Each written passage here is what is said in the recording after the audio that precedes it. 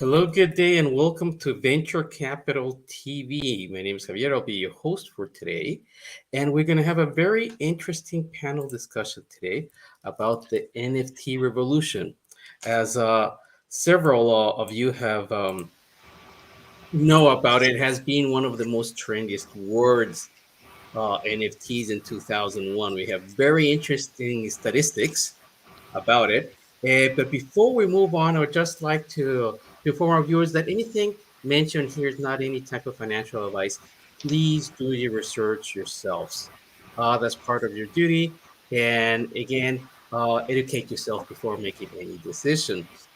So, with that said, I would like for each of our panelists to introduce themselves and a little bit about about their background in regard to blockchain. So I would like to start with Santiago. Santiago, please go ahead. Yeah, hi. Well, I'm working at Stadio Plus, which is an NFT platform which is developing NFTs and creating them, working with famous artists, famous players since 1 year ago. Now we are launching our ICO. So, well, I'm working by myself in the crypto ecosystem since 3 years ago. I'm 21 years old. So, working and learning every day and in this new space, which it changes every day. So, well, that's a little bit of my context. Okay, thank you for that, Santiago. Azmul, would you like to go ahead, please? Yeah, sure. Thanks, Javier. So I'm a corporate lawyer by training and professionally. I advise emerging technology companies on their life cycle for legal issues that they come up. So from what I like to call idea to exit. So we have a raft of clients that are blockchain-based companies, and we deal with their legal issues. We advise them on regulatory aspects, on documentation, as well as transactions that involve the use and deployment of that technology. Okay, thank you very much for that intro. Joe, can you please go ahead and introduce yourself? Sure. Joe Duncan. I'm based out of New York City now. I was a derivatives trader on Wall Street for a number of years, and then it must have been around 2010, I moved to Singapore. I was there for a while. The purpose of moving there was to get involved really in the fintech space and in Asia in general, and it was there that I got first exposed to blockchain, probably like 2014, 2015, something like that. And it's quite impactful on me anyways. I would actually see people using it because Singapore is obviously a wealthy country, but countries around it are not. So you'd see people using it for remittances to countries from Singapore to other countries that didn't have bank accounts, for example. So it made a very positive impression on me that it would, could really help kind of liberate people financially, which is, we hear it a lot, but I actually got to see it firsthand, sending remittances to countries like Philippines, Malaysia, and Thailand and stuff like that. So it was great. Then I began trading it and that kind of stuff, given my background, and that just further kind of strengthened my resolve. And really, the caliber of the counterparty risk was Bitcoin. Another kind of profound moment in my own education was, when I would do arbitrage trades and I would have a long position on the Bitcoin side, the only thing you could have on the mainnet, of course, is a long position. I couldn't really ascribe any counterparty risk to it, which was something quite foreign to me. I mean, to me, no counterparty risk meant like the CME or AAA bank or something like that, right? Which not too many exist. So I was like, okay, I've really got to understand this stuff much deeper than I do at the time, anyways. And Singapore was obviously a great place for this in general. I think everybody's realizing that. Vitalik Buterin lives there and other people. And when I saw the NFTs come out in 2017, I know there were some before that. 2017 is when they hit my radar screen with Crypto Kitties and Crypto Punks. I was like, all right, I got to understand this stuff too. This is quite interesting. And I went to like the Crypto Kitties meetup in Singapore when they came there. I think that was like the end of 2017, early 2018, something like that. I got some early ones, one Crypto Kitty, one Crypto Punk. Crypto Kitty, my daughter got for a holiday gift that year. It was a really it's been an amazing A/B test. Kind of the takeaway there. So for the most part, a lot of people really didn't know what was this stuff was, right? I didn't fully know it either when the NFTs came out. I would say I knew it, but I didn't appreciate all of it. Let's put it in those words. And all foreigners, me either. Yeah, well, this is why it was a great sort of A/B test. So the argument for the CryptoKitties was that there was more functionality. The art wasn't as good. The supply was much greater, but you could do stuff with it. Not much, but you could do a little. You had the breeding game, right? In the CryptoKitties. The CryptoPunks didn't have any functionality beyond that, so we thought, but it was better art and it was more scarce, right? And over time, the CryptoPunks have far exceeded the performance of the CryptoKitties, at least from a financial perspective. And I think what that's really shown is the underlying value proposition of the blockchain itself, right? So you have, storage just as good as like I was talking about, essentially no counterparty risk, none that you would assign anyways. When it's being stored on there, the storage doesn't delete at all, so the quality of your art doesn't decay. The provenance is there, so if you want to sell art, I have modern art too, physical art. It's a real hassle if you got to demonstrate the provenance. You got to, insurance comes in. Even if you sell it and you ship it overseas, the shipping cost because of the insurance is quite a bit. Here you have basically all that's taken care of, and you have a global market instantly. Basically, anyone with an interconnection can buy it. So you're taking what historically the art market has been valuable but highly opaque and illiquid, and you're almost overnight is now what's happening now. It's making it transparent and liquid on a global basis. When you see that happen, you have in any other market you can look at, when you see a market go from illiquid to liquid, you see premiums of 15, 20, 40, 50, 100%, huge gap ups in the values of things. And that, kind of speaks to my earlier point, is that it's now reflecting back on the value of the blockchain itself, that it enables all these things. And now I teach, just one more. I know I went over my time a little bit, but just what I'm doing now is I teach a course at Columbia University on cryptocurrency investing. And this semester, I'm also doing a lecture in a data analytics course, and I'm using NFTs as the domain to demonstrate for the data analytics class. We're going to use analytics related NFTs. Oh, I'm happy to hear universities are including that in their studies. I'm making sure of it. For the new generations. Okay. Shrikant, please go ahead. Yeah, Joe, it's fascinating to hear your journey, and Santiago, your journey as well.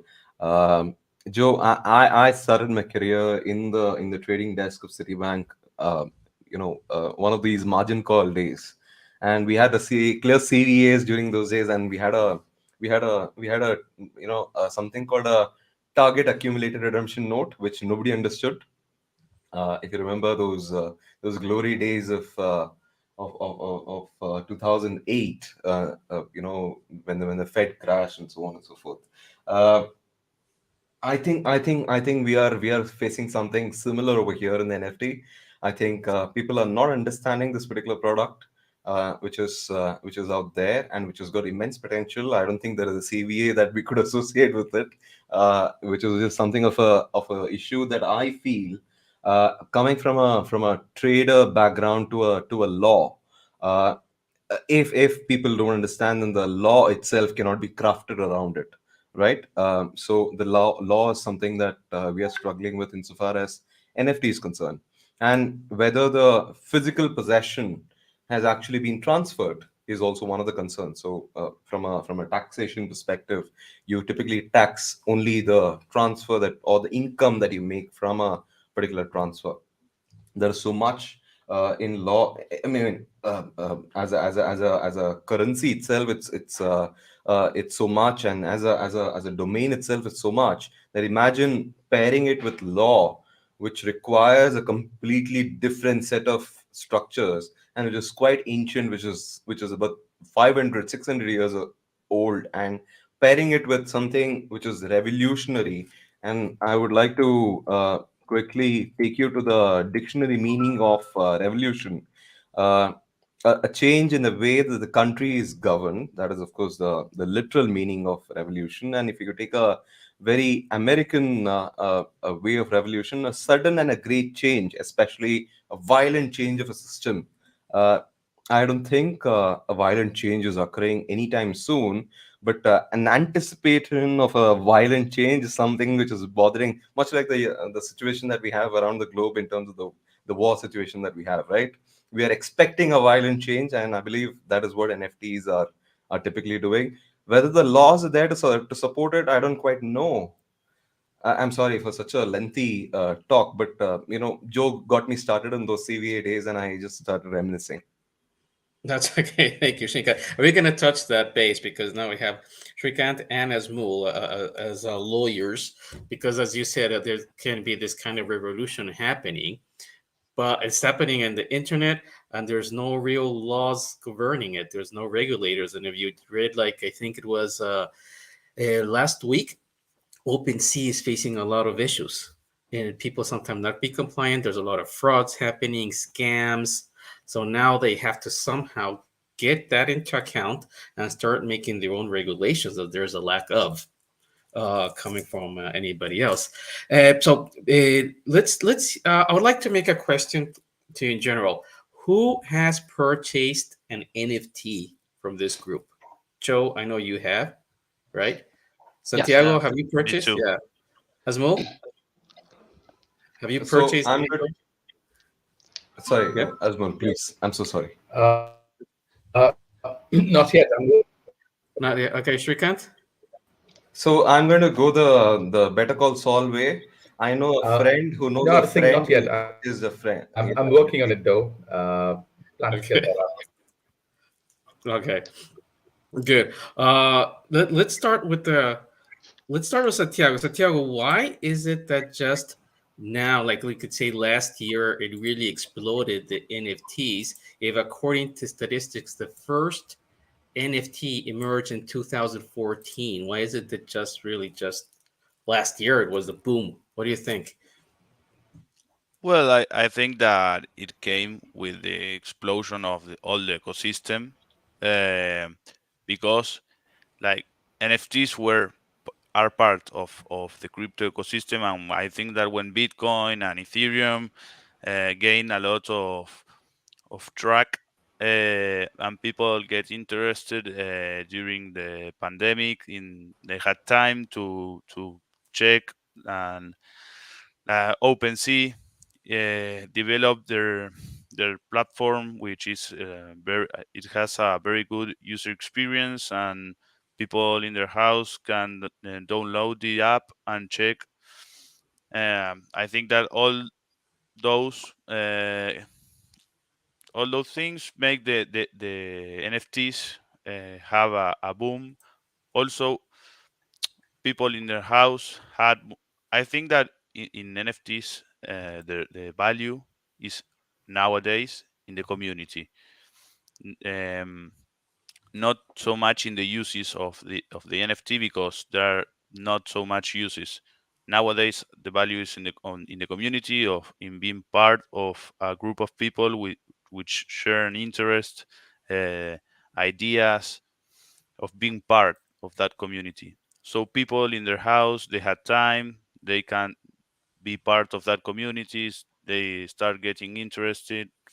So I think that all those things make an special year for 2020 and 2021 to start to this explosion in the NFT ecosystem. Thank you, Santiago. Joe, you mentioned you had already some exposure, and then it started with, I think, in Singapore. That's right. Uh, Interesting enough, from what I see, a lot of the NFTs nowadays are coming from the US, right? Are being made there. Oh, how's the adoption there? Because I could see some statistics in they're quite interesting. Of course, they're based mainly in the US, but some of them estimate that in that mainly it is males who would buy it. 23% of millennials in the US collect NFTs. Men are 3 times more likely than a woman to be collectors of NFTs. Do you feel this? Do you agree with that? I honestly I don't personally see it firsthand. No, I mean, I would just hear the data read it, or like as you just someone read it to me like you just did. Um, as a matter of fact, I've had women from I would say they're typically more like the brand management fashion sector reach out to me for advice on projects, how to get their brands or their clients in it. I think the Dolce Gabbana NFT was quite impactful in that space, getting people in the brand world to open their eyes about what's going on. And I think to answer your, ties back to your question to Santiago is, why did it explode now within the last year anyways? I think there's two reasons. One is it was a matter of time because the underlying asset is very long duration asset, right? Something held on a durable blockchain like Ethereum, something like that. I mean, it's not going to go away. So it's not like a startup, let's say, that quits too soon, right? And the business is Yeah. liquidated and all the files go away. Blockchain doesn't act like that. You can't make it go away. Right? That's the, the counterintuitive nature of it. So if there's something that's good out there, it's just increasing the odds at some point it's going to catch on. And why now is you just need a couple of high profile adopters is my takeaway from observing this for the last 4 or 5 years. Right. So in the art world, you had Beeple. That was quite an eye opener when Beeple sold his art piece to actually that guy in Singapore for $69 million. So now that got nearly every artist in the world, particularly if you're a high profile artist, thinking about that. And high profile artists, of course, bring in their own investor base with them already. Right, who've been buying their stuff. So now if they want their stuff, they've got to buy Ethereum or Solana or something, and then go buy Beeple's art. And then in the brand world, to me anyways, the what really hit the radar screen and what's resonated with others, people who approached me in New York City, was that Dolce Gabbana NFT that I think marked it was like their seasonal fashion. And that was quite interesting too, the way they did it. The NFT had some diamonds in there, or some precious gemstones that really don't exist on Earth, right? So they kind of tied it into this kind of cosmic notion of something, beyond, the physical realm, at least that we're aware of. So that's what I've seen. Okay, thank you very much for that. Yes, indeed, I was reading about Dolce Gabbana, several other brands out there, and not to forget that basically the NFTs is trying to digitalize ownership, right? So actually, you can implement that to several different brands. There was one project about sneakers. Sneakers. I don't know. Maybe Santiago, you know that I remember the name. That did make like almost like $100 million sold in NFTs for sneakers, right? Something that like 5 years ago we would never conceive that. That's one part. The other part, as I mentioned before, it is great that we have two lawyers here. What is happening with the legal side? Like Shrikant, you mentioned before that there's taxes also that should be involved in this theoretically, but as everything is happening off the blockchain, nobody's really taking care of that issue. What do you think is going to happen? Shrikant? Yeah. Shrikant, do you want to go first? I'm in not an terms of- expert on tax, so I'm not going to in that. Well, I can definitely comment on it. In terms of the regulators understanding NFTs, it's a tricky thing, isn't it? I mean, insofar as cryptocurrency or any of these digital currencies are concerned, I mean, we have a regulatory mechanism in which you typically regulate it. But I don't think there will be a lot of concern in terms of the NFTs, primarily because of it is more of a location and so on and so forth. So it is something tangible being converted. So I believe it is as good as again, going back to Joe's proposition of being in a trading desk, having a derivative trade which you can trade, right? You have a call option, and it's an option that you have, right, which you can basically trade, and you better put a price to it. So I believe it's a lot more analogous to put a NFT to a regulator as compared to a crypto coin. A crypto coin, I mean, a regulator will rarely understand or will not understand how a digital currency versus a cryptocurrency versus an actual fiat currency, right? So I believe from an NFT perspective, there is an advantage. And from a disadvantage perspective, I believe the regulator will be more focused on leakages in terms of how you can circumvent tax. At the end of the day, look, there is going to be a global regime which is going to kick in from April of this year, which is a 15% minimum tax, which is a 15%. So all these tax havens which are 0% tax regimes, are going to go away, and we are going to have something called a 15% tax. Now, that taken into account, it may be a situation where for every asset value which is increased by just holding that particular asset, I believe the regulator will be more interested in charging a particular levy and so on and so forth. I believe it's easier to sell NFT to a regulator, to a country, to a government, as compared to selling a cryptocurrency to a government. So I believe, with that, I think it is going to be a revolution, because take an instance. MAS, the Monetary Authority of Singapore, has categorically said that it will not interfere in the functioning of cryptocurrencies or any of the allied activities which will take place, and there would not be a taxation regime on that. So I believe it is just a question of countries speaking to each other and realizing that there is immense potential in this. Okay, thank you for that, Shrikant. Yeah, I was not aware of that. That Singapore is also like so. It will not interfere in any kind of taxation.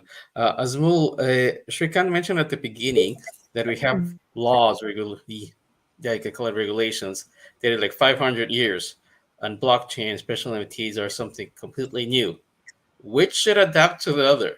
Should the rules change, or NFTs should be more flexible and just adapt to what the rules that we already have? I'd like to start by actually clarifying something, or maybe disagreeing with Shrikant.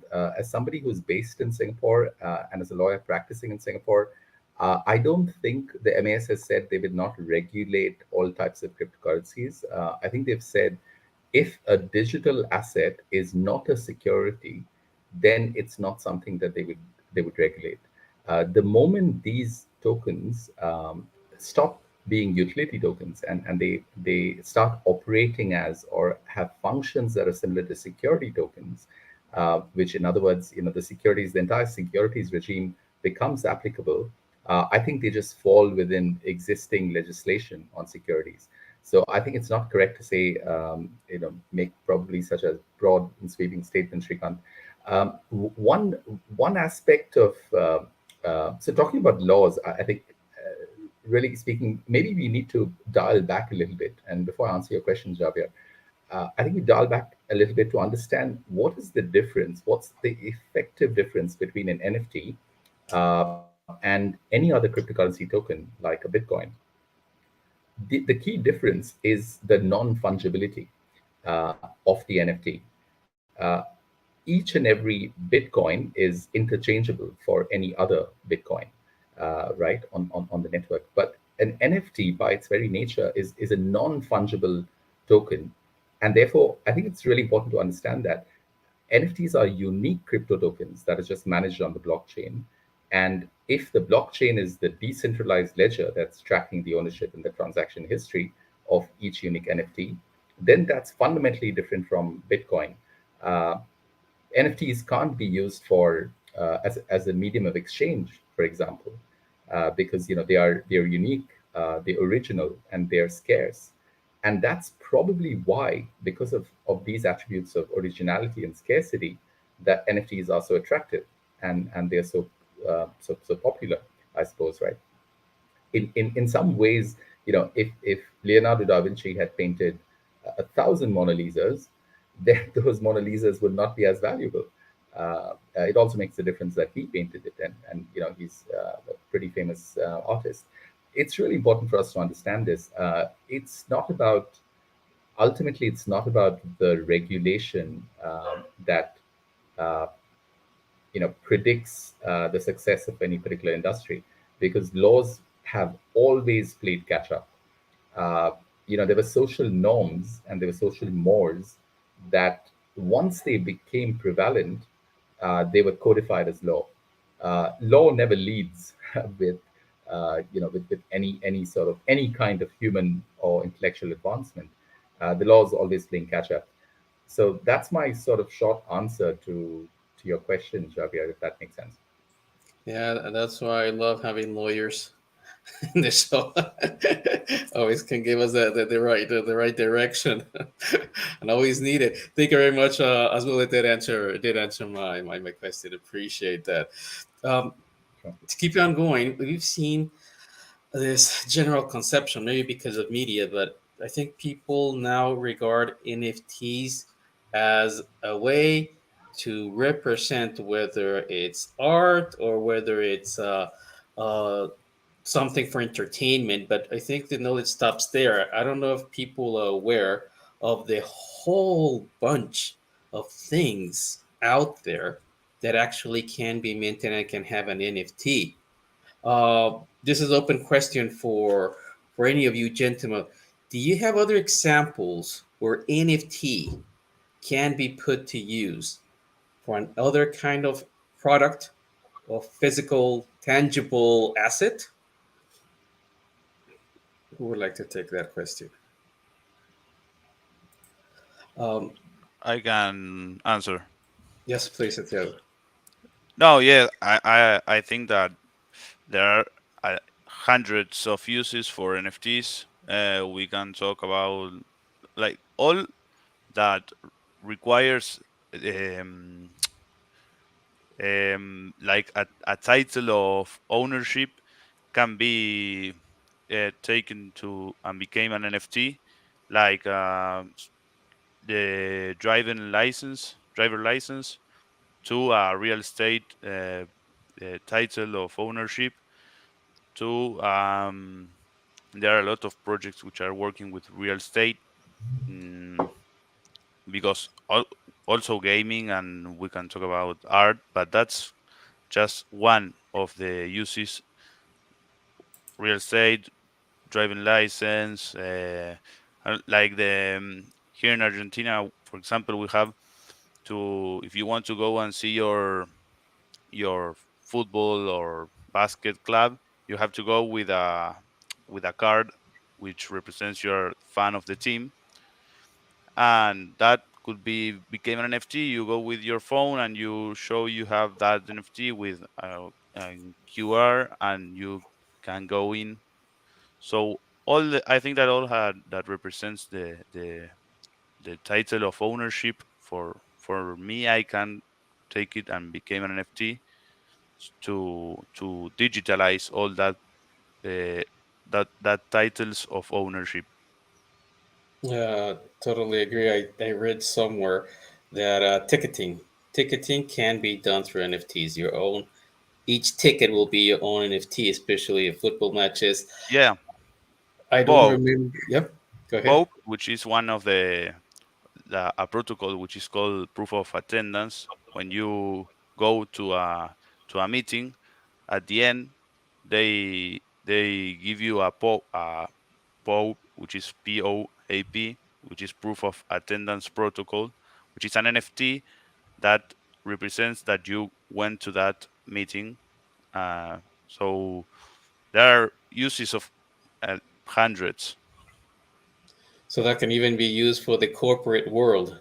Now Yeah, that everybody's working remotely, that you can have one of these proof of attendance. That's yeah. something. They give you a QR. You take your phone, you scan, and then you receive the NFT in your wallet.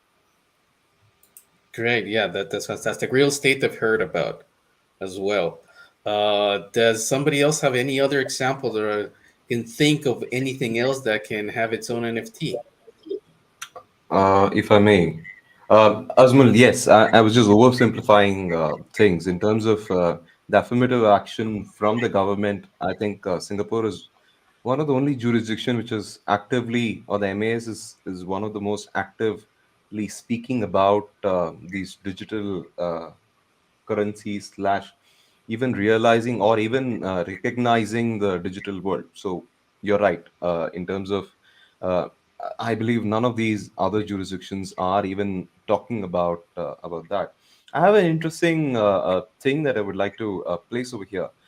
A spot in the metaverse can also be made into an NFT technically, right? I mean, you can have real estate in metaverse. So it's a very interesting conundrum for us lawyers as well. Maybe it's an interesting conundrum for us in terms of how do you interpret that particular spot in the metaverse, which is not reality, so to speak, and you transfer it to someone else, and whether the actual title gets transferred in an NFT, or is it just a digital transfer, which is actually not a transfer, and so on and so forth. So I think these use cases will start popping up because everything is being talked about quite heavily in metaverse.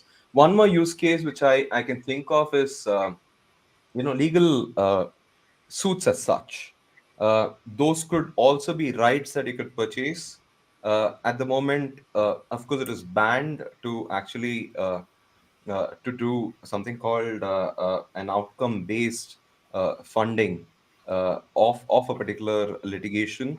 But it is quite possible that you have a multi million-dollar case or billion-dollar case which could be sold as a right in NFT. That is also a possibility. Everything, I mean, it need not be a title as such. It could also be a possibility of an outcome of a particular event.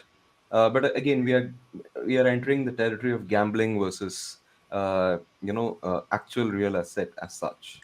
So that's one of the things that the regulators need to strike a balance. Yeah, thank you. Definitely, it is as you mentioned. There's a lot of legal issues. I think it can have a different show only about the legality of NFTs. Yeah, Metaverse or the Decentraland sent one parcel of land for $1 million above that. Atari bought I don't know how many acres there. So yeah, where's the title deed? Is it just a digital one, or it has to be a legal piece of paper that I guess it will remain seen. Um, to further dig into this, the co-founder of Tether, William Quigley, said all consumer products that can't be eaten in the next 10 years will have digital twins. They will have NFTs. That's what that's what he mentioned. That basically saying that everything that's a tangible asset can have their own FT. And I've seen examples. We have certain clients here that talking that are trying to do that in the medical field as well. Each of you have your medical history, right? Your own folder that you have with your private practitioner or at a hospital that can be made into NFT, and they go even further. Certain companies will value this for research, so you can actually earn revenue on it by providing that information, that data to them to make use of for research in exchange for certain economic benefit. So that's how far this is reaching, and it's going at a very very fast pace. Uh, Joe, can you think of anything else that you've seen that really has struck you and you didn't think that, well, you can make an NFT out of it? I mean, I think the next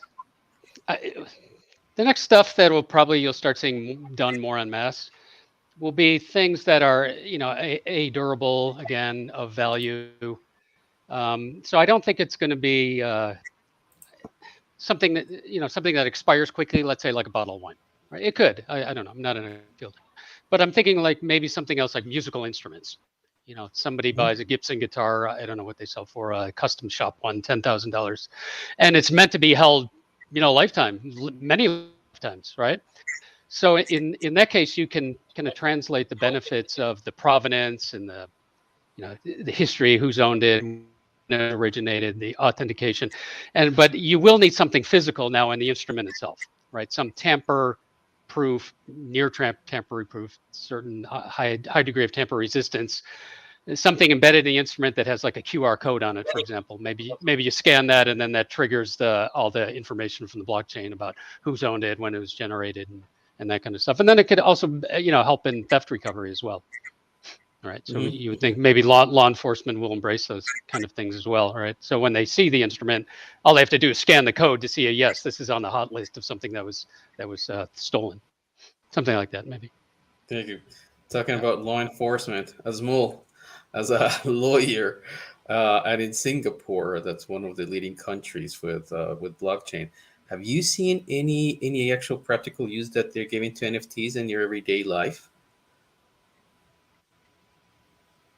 No, I I'm gonna I'm gonna say the the how do I put this, the enforcement actions of any regulator, really start happening when they think that enforcement is important to protect rights of the common man.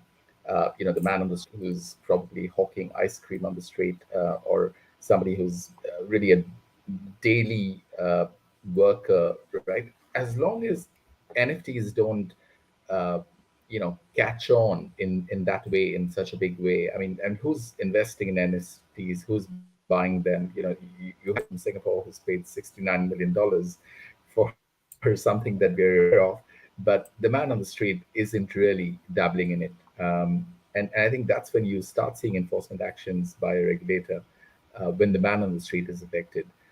We haven't seen large cases, where a party that is a commercial party. So when I talk about litigation in the commercial context, it's because two businesses that are entering into a contract with each other have a dispute with each other, and they would take that to court to sort of fight it out. We haven't seen those yet. There've been a few that are related to essentially a breach of contract claims, but in relation to just fundamentally something else, not inherently dealing with NFTs, or not inherently dealing with, I would say, the unique aspects of crypto. It's a space to watch, though, and when that happens, I'll be looking forward to hopefully having a ringside view of what goes on, at least in Singapore. Okay, thank you, Azmul. Just when I was researching for this topic, I found something interesting I wasn't aware of. Uh, Jack Dorsey, you might know who he is. He's the CEO of Twitter and Square. He sold his first tweet as an NFT for $2.9 million. So that is how this is transforming our people actually getting creative, and actually we having anything as an NFT.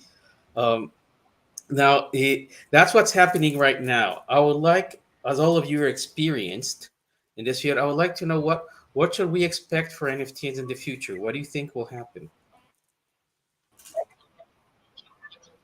As an open question for anybody. Yeah, I mean, I'll start with my own. So again, my background is in finance and investing, and then technology after that, because I made a decided career pivot. When I saw things changing, to pick up the technology side. What's going to happen is the art market is going to be completely transformed and essentially dominated by this NFT technology, because it has so many benefits to it. And not only is it going to take up a much greater market share, and I certainly think it's going to be the majority of the market share in art and collectibles.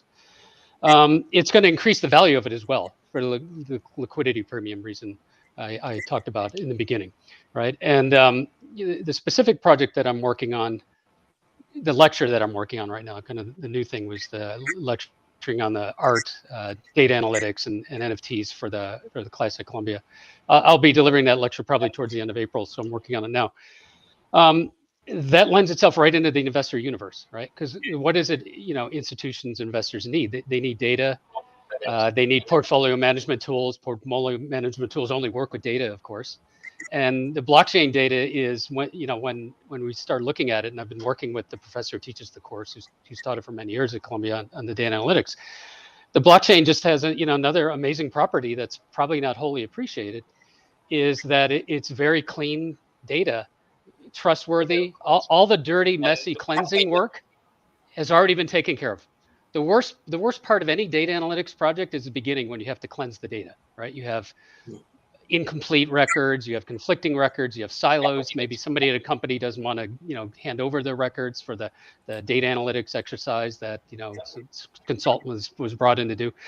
Well, in the case of blockchain, let's Bitcoin, for example, every 10 minutes, what are the miners doing? They're cleansing the data. They're checking the work of all the other miners and data operators to make sure it has a high degree of integrity. So it makes it much more useful right off the bat, much easier to use, and so it's basically it's all right there. The value's there. It's a $2 trillion market already, art and collectibles, in the physical world, and the technologies are there, and now everybody's appreciating it. And myself and others, I'm sure, are going to start building the tools now that are going to allow investors to access it. Oh, great! That sounds really interesting. Yeah. Thank you. Yeah, and that's one part of it. Santiago, what do you think is the future? What's gonna happen? Yeah, I believe that in the future the NFTs will continue uh, growing. Like we are going to experience new ways of uses, like non transferable NFTs, which are for uses like the driver license, diplomas, certifications, proof of attendance, and then we're also going to see. I think that's going to be developed all the part of uh, borrowing platforms with NFTs, which is an Hmm. area that there are some questions nowadays, and maybe in the future they they they can find a way to use an NFT to borrow with an with a protocol like Chainlink, which is nowadays it can be done. Uh, then also I believe that it's going to increase the uses of NFT indexes to get exposure to a certain variety of NFTs, not just to buy one uh, too expensive, but to buy a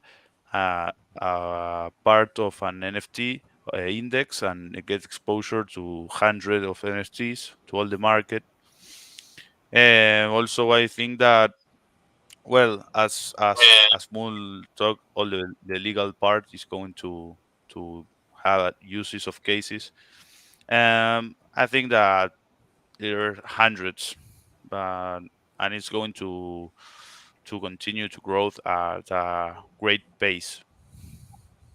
Definitely, from what I've been hearing, yeah, a lot of reports agree with you that this is just the beginning. Even though it's one of the trendiest thing, but there's more than just a trend. It seems to be here to stay.